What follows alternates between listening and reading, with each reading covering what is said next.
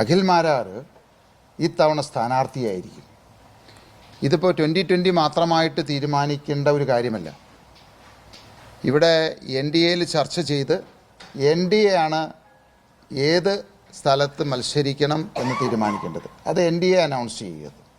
ഞാൻ രാജ്യത്തിന് അനുകൂലമായി സംസാരിച്ച സമയത്തൊക്കെ എന്നെ സംഖ്യയാക്കുകയാണ് ചെയ്തത്. അതായത് ശരികൾ സംസാരിക്കുന്ന സമയത്ത് സംഖ്യയാവുന്ന ഒരു കുഴപ്പയോടുണ്ട്.